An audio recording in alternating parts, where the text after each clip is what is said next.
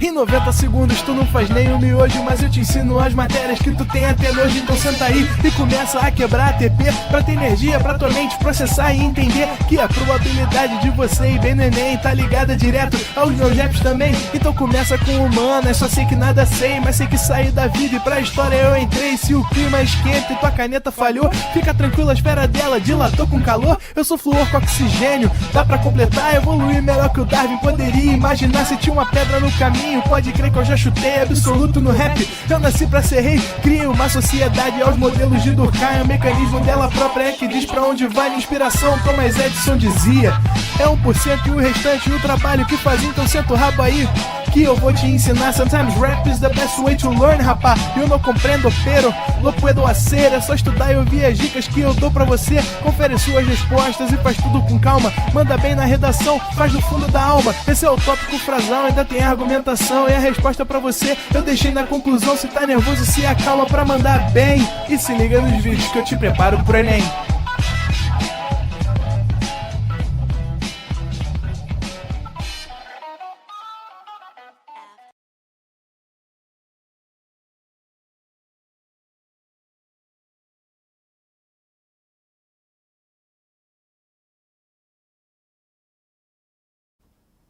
Estamos ao vivo e estamos online. Fala aí, galera. Estou aqui vendo a pergunta da Aldo Vilga. Professor, por que nesse exemplo 1 o senhor não usou o 0.5?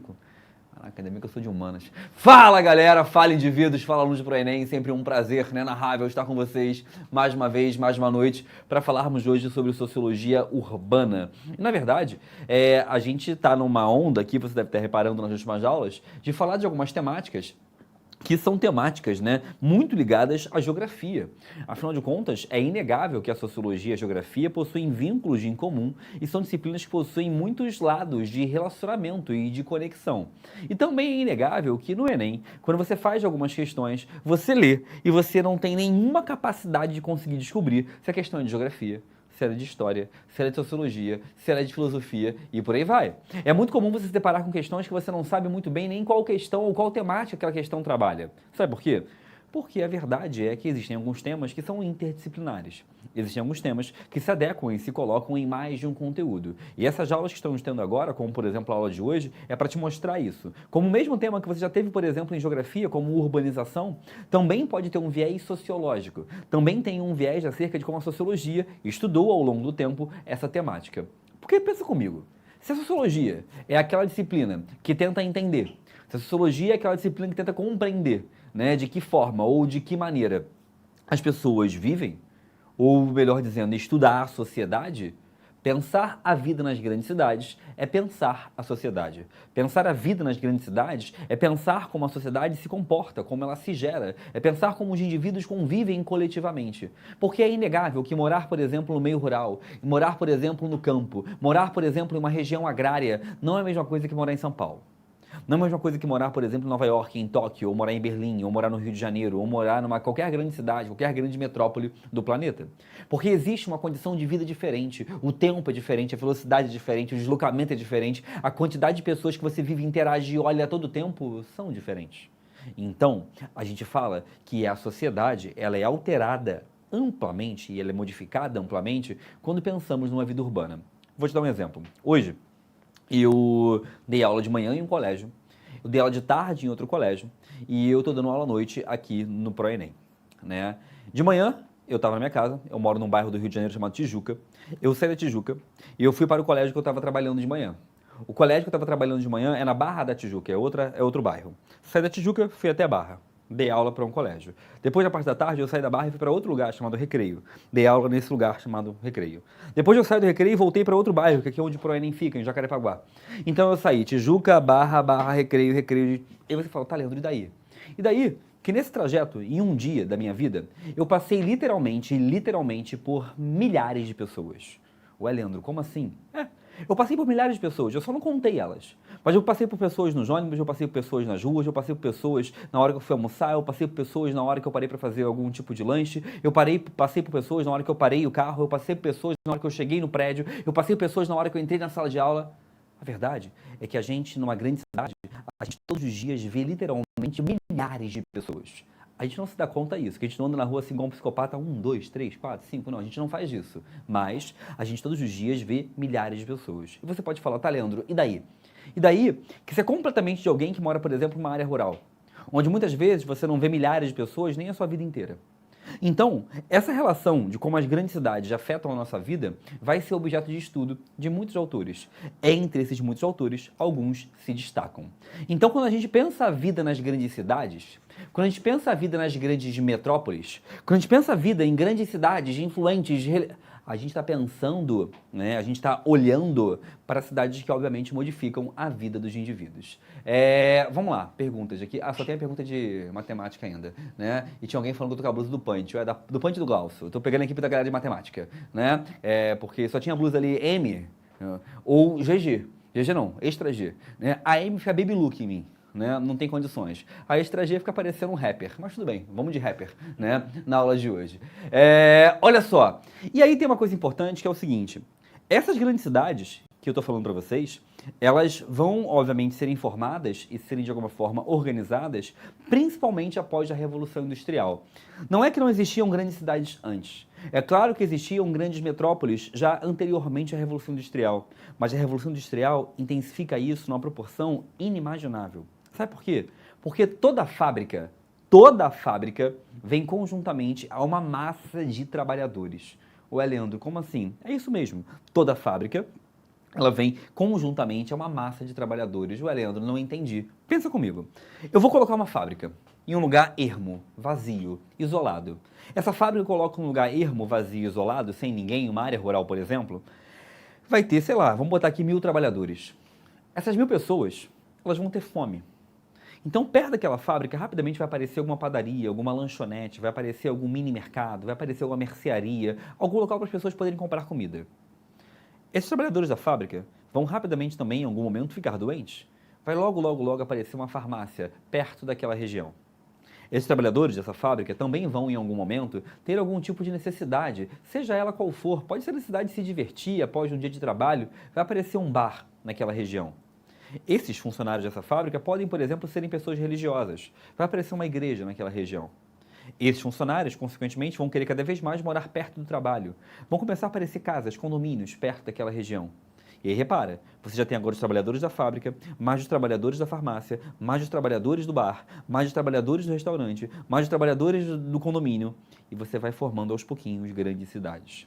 As indústrias, as fábricas, sempre foram, de alguma forma, estímulos a um processo de urbanização, porque começa a surgir um setor de serviços ao redor desse setor industrial. Então, é importante que nós entendamos que a Revolução Industrial, ela gera um massificar de indivíduos na mesma região. Um processo que vai acontecer de êxodo rural mesmo, né? De indivíduos que saem de uma região em direção a outra, muitas vezes para conseguir alcançar postos de trabalho. Agora, isso daí tudo, você pode falar, tá, Leandro, eu entendi.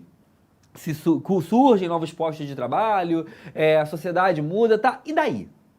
E daí? Tá, legal. As cidades são diferentes. Mas como isso cai no vestibular? Como que de alguma forma isso pode me ajudar numa redação? Como que eu posso de alguma forma entender isso de uma forma sociológica? Eu vou te apresentar hoje um autor, um alemão chamado Georg Simmel. O que é o Simmel e o que ele fala para nós? O Simmel, ele é um cara que vai nascer no finalzinho, né? Na segunda metade do século XIX, vai morrer no comecinho do século XX.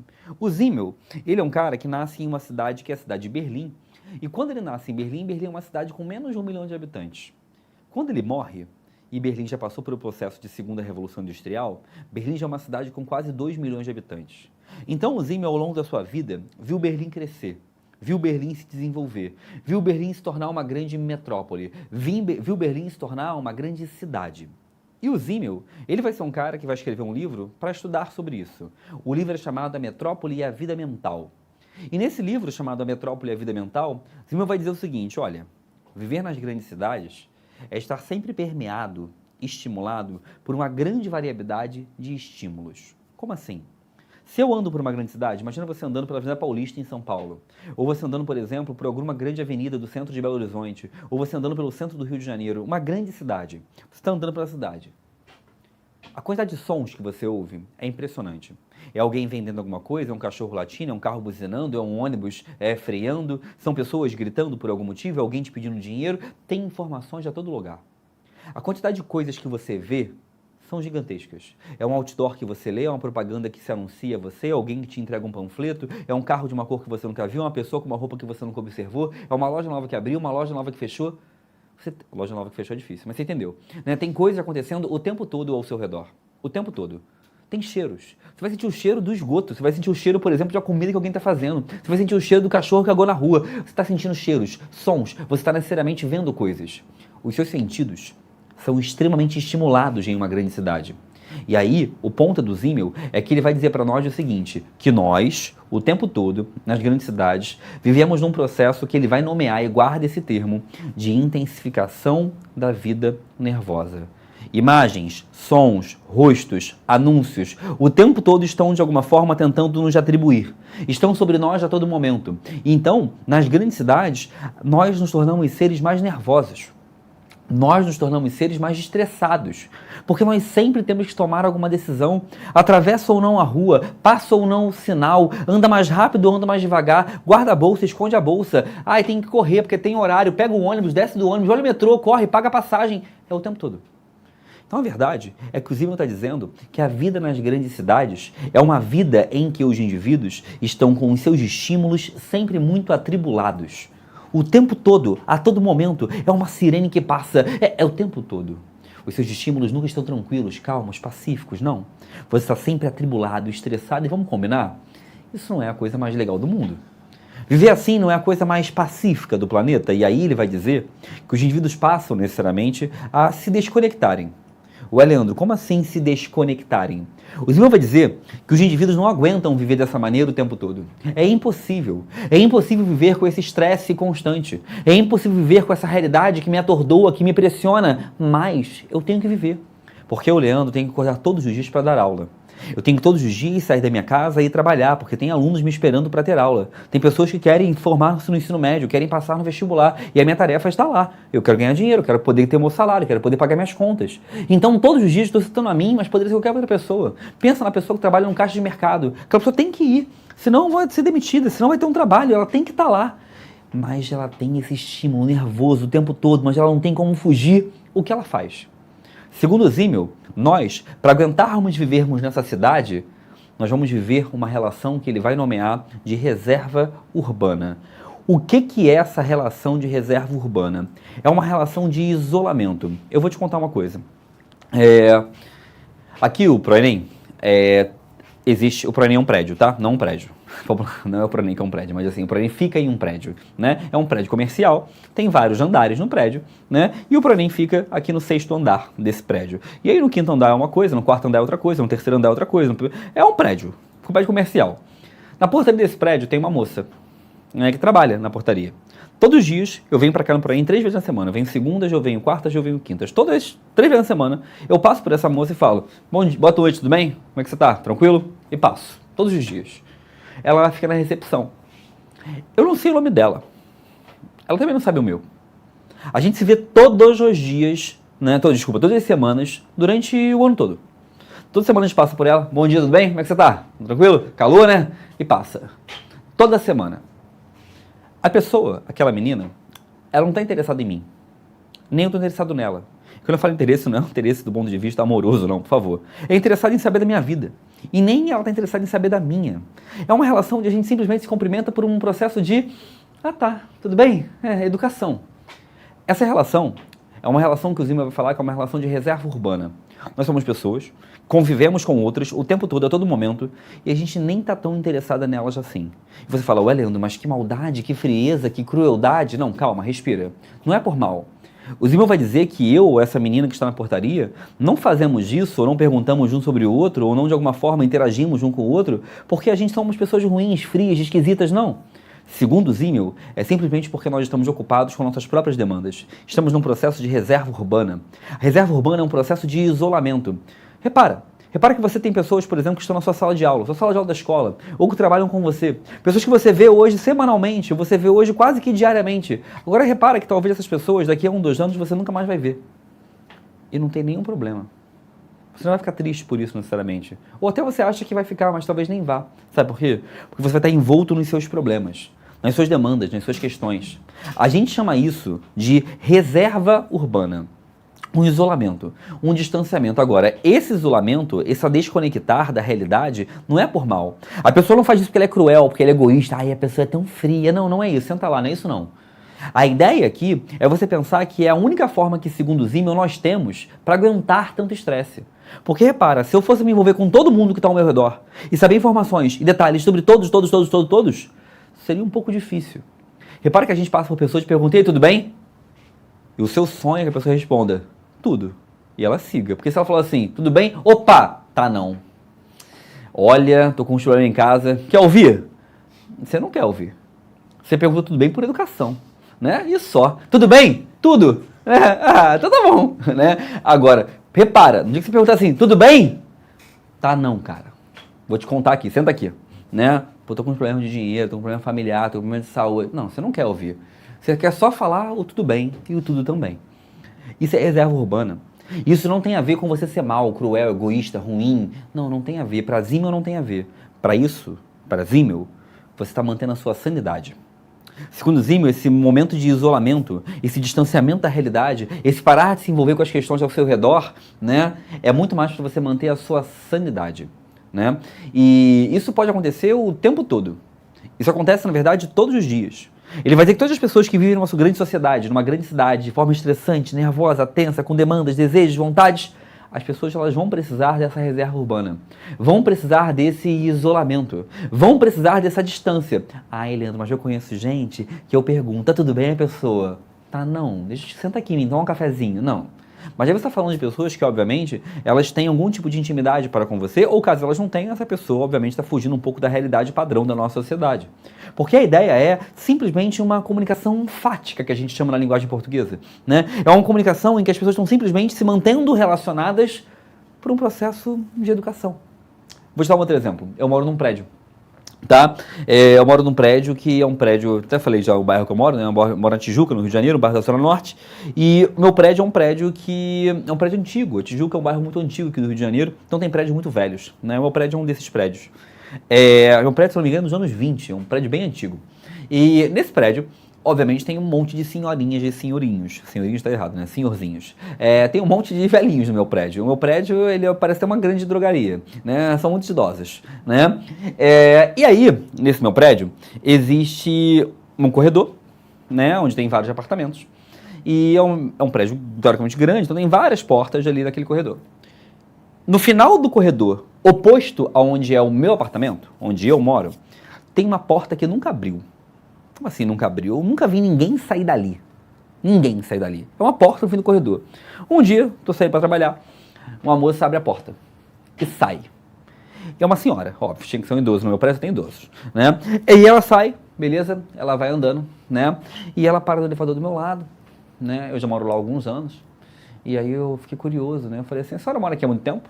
Eu perguntei para ela. A ela, uns 40 anos. Pô, 40 anos é mais que eu tenho de idade. Eu tenho 34. É mais que eu tenho de idade. Ela mora lá naquele prédio já. E aí onde eu quero chegar com isso? Mora uma pessoa a metros da minha casa. Metros. Não são...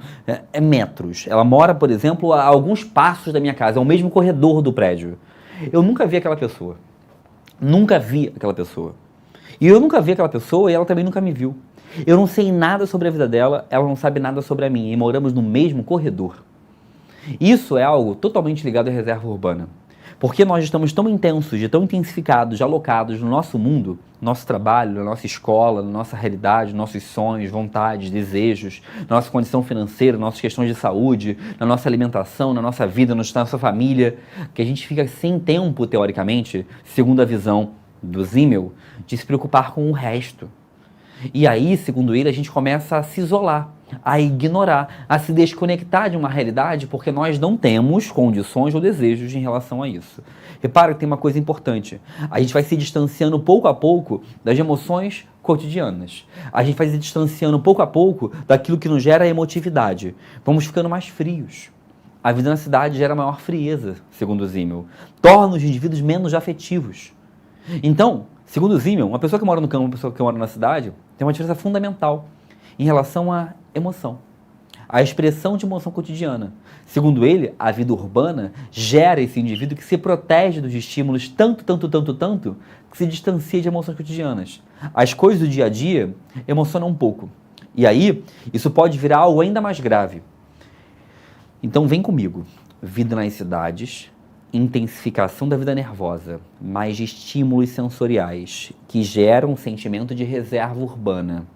Esse sentimento de reserva urbana pode gerar algo ainda mais grave, que é uma atitude chamada atitude blasé. Atitude blasé. Anota quem está anotando isso aí para a redação, isso é importante. Atitude blasé. O que é a atitude blasé? É uma atitude em que você começa a se desvincular da realidade. E você começa a não se afetar por mais nada do mundo ao seu redor. Eu vou te dar um exemplo. Há uns anos atrás, eu fiz uma viagem, e nessa viagem que eu fiz, aqui no Brasil mesmo, eu conheci um casal de gringos, né, alemães. E esse casal, né, acabou virando amigos, assim, a gente trocou ideia, a gente tomou uma cerveja, gente boa, né, trocou a rede social, Facebook na época. E aí, alguns anos depois, esse casal falou assim, poxa, Leandro, tudo bem, não sei o que lá, estamos indo no Rio de Janeiro, né, a gente vai conhecer o Rio de Janeiro. Pô, vamos se encontrar, não sei o que lá. Eu falei, claro, né, vamos sim. Aqui no Rio de Janeiro existe um bairro chamado Lapa. Lapa é uma região próxima ao centro do Rio de Janeiro, né? Na verdade é uma sub-região do centro do Rio de Janeiro, que é uma região muito boêmia, uma região que tem muitos bares, muitas cervejarias, né? E por aí vai. E eles queriam conhecer essa região, eu falei, claro, levo vocês, vamos lá. Só que a Lapa, por ser uma região central, também tem muitos moradores de rua aqui no Rio de Janeiro. E aí, estamos andando na rua, né, indo para um bar, e eles, a cada pessoa que passava na rua, que estava morando na rua, eles paravam e ficavam assim, tipo assim, assustadíssimos. Né? Tem alguém morando na rua, né? E a gente passava, vamos embora, gente, vamos andando, né? E eles, cada um, eles travavam. Sabe por quê? Porque aquela realidade para eles não é comum. Agora, eu, que moro no Rio de Janeiro desde que nasci, nunca morei em outro lugar, consequentemente para mim, aquilo se tornou normal, comum. O Zimmel chamaria isso de atitude blasé. Eu estou ficando blasé em relação aos problemas ao meu redor. Atitude blasé, não é o que, não, viu alguém botando na atitude o que, é blasé, B-L-A-S-E, blasé, tá? Qual é a ideia? Eu começo a me tornar indiferente às questões ao meu redor. Eu começo a não me envolver mais com os problemas à minha volta, tá? Eu vou te contar uma outra história. Na minha casa, né, tem uma moça que vai fazer uma faxina uma vez por semana lá em casa. Ela já vai há muitos anos, né, e ela é super gente boa, ela é super engraçada, etc. E ela vai lá para casa de trem. No Rio de Janeiro tem uma linha férrea, né? E ela vem de trem. Outro dia ela se atrasou. E ela falou assim, seu Leandro, ela me chama de seu Leandro, eu me sinto um idoso. Ela falou assim, seu Leandro, me atrasei porque peguei um tiroteio no caminho. Um tiroteio, né? Aí eu falei assim, tá bem, tudo tranquilo? Ela, tá de boa. Fiquei jogando Fruit Ninja aqui, né? E o tempo passou rapidinho. A menina, o tiroteio comendo e ela cortando melancia, jogando Fruit Ninja, né? O que é isso? É o cúmulo da atitude blasé. É o cúmulo. Tem tiros. E ela assim, ih, relaxa aí, filhão. Tô aqui, ó, minha melancia aqui, ó, vários pontos, né? Porque aquilo não envolve mais ela. Aquilo não afeta mais ela. Ela, obviamente, mora numa região mais periférica da cidade, aquilo não afeta. Tá tudo bem. Tá ok, né? Assim como, por exemplo, eu paro num sinal aqui do Rio de Janeiro, e às vezes em algumas regiões, eu tô falando do Rio de Janeiro que é onde eu moro, tá? Mas isso vai para qualquer grande cidade brasileira, qualquer uma. Eu fui no Nordeste recentemente, mesma coisa. Você vai em São Paulo, Belo Horizonte, você vai em Porto Alegre, você vai em Curitiba, mesma coisa. Você para num sinal, vem alguém pedir dinheiro. Vem alguém, por exemplo, pedir algum tipo de auxílio. E você pode dar ou não, mas aquilo sempre mexe comigo. Eu sempre fico triste, mas repara, eu fico triste durante 10 minutos. 15 minutos, olhando, como assim? Porque no próximo sinal eu já esqueci, porque eu tô com atitude blasé, segundo Simmel. Eu vou, obviamente, já estar menos afetado em relação àquilo, porque eu estou acostumado, porque eu naturalizei.